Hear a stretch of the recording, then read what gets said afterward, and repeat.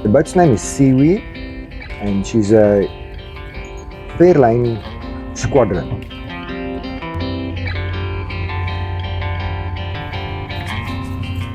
So we took on a lot of diesel. We took,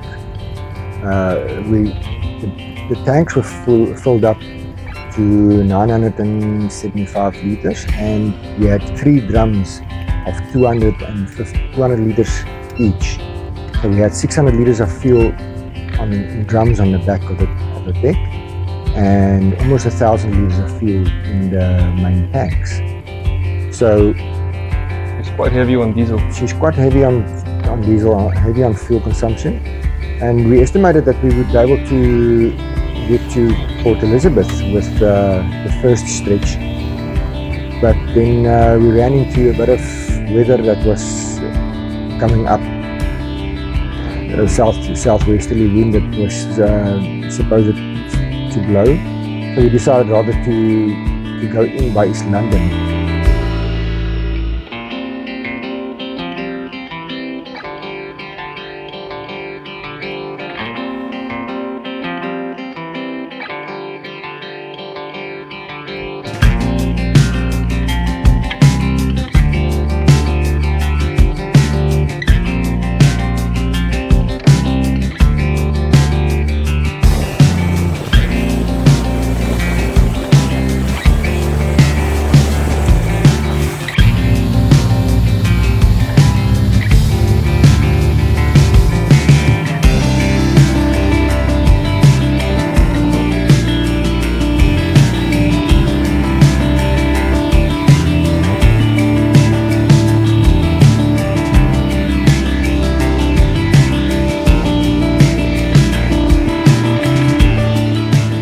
The next morning we could go and put fuel just across the river on the other side where the dry docks were. A very nice gentleman came with a bowser that could pump diesel for us. On the Monday we decided to depart from East London early morning, 5 o'clock. We departed there quite early to have the southwesters in calmed down, and we had a nice northeasterly wind pushing us down towards Port Elizabeth, and even further past Port Elizabeth. We had nice and calm seas all the way down to Knysna.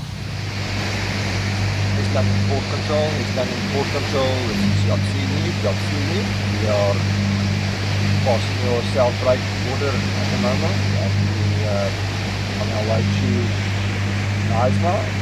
We can go up to channel 16. Have a good trip from the 16 County. Thank you, man. Standing by on 16. Staying up now. We're all good to go. The next port will be Knysna.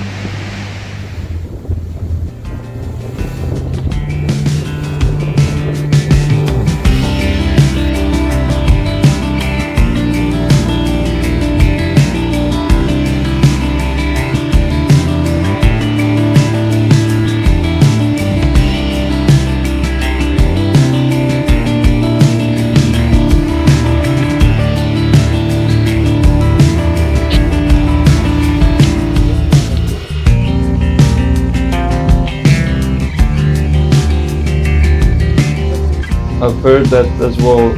It's one of the few places that if you happen to go through there's no insurance that pays out if you happen to crash or That's break correct. there. That's correct. There's no insurance insurance doesn't cover you going through the Knysna Heads.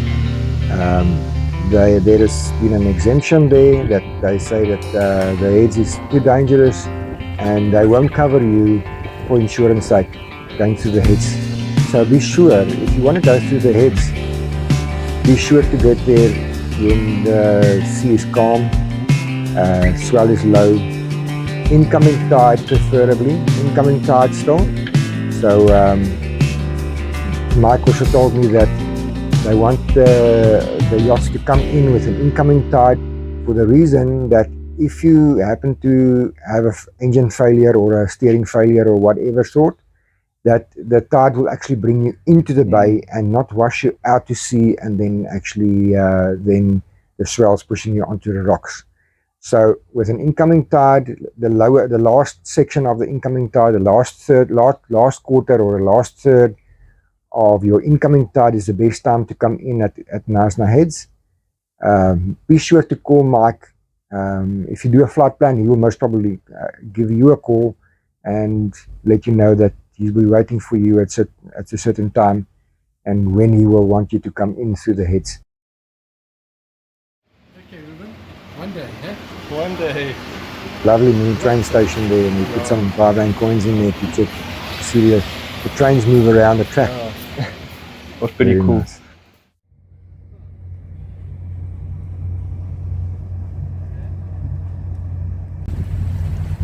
Leaving Knysna Yacht Club. What a pleasant experience it was. Very friendly people. Nice to be here. All worthwhile the effort to go through the heads when you have good weather.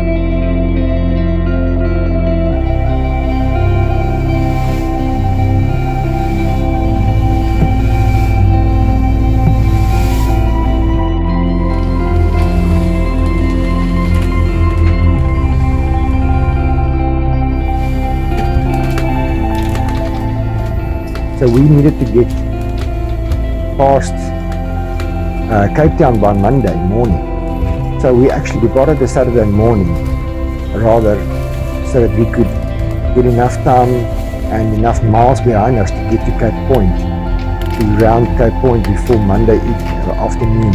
Before the wind hits. Before the wind hits.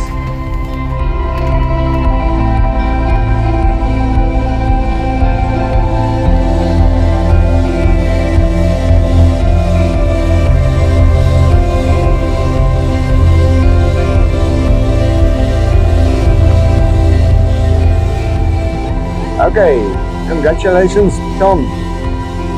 This is the first time you've actually taken your vessel around Cape Point, Yeah, absolutely right. and let's celebrate this.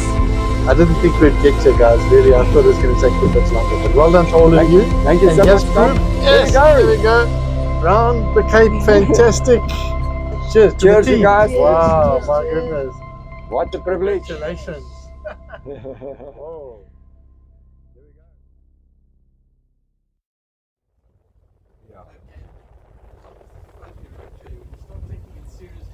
Yeah, so we had a bit of a celebration there, and we had some non-alcoholic champagne that we popped there, passing Cape Point. Yeah. It was at night time. It was about 11 o'clock at night time, 11, half past 11 at night time that we passed Cape Point, and we had a lovely time passing the Cape Point. It was not stormy. It was actually quite. We had some wind up the stern, so it was the swells calmed down and the wind was nice and calm.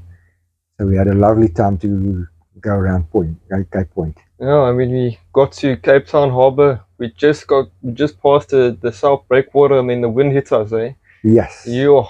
50 knots of wind. Now 50 knots of wind. Now people will say, yeah, 50 knots of wind. What are you doing on the ocean with 50 knots of wind? But if you look at Cape Town, it's on the west coast.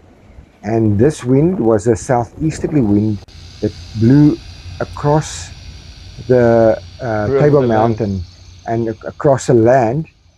So from behind from behind Table Mountain, it blew around the Table Mountain and off the land.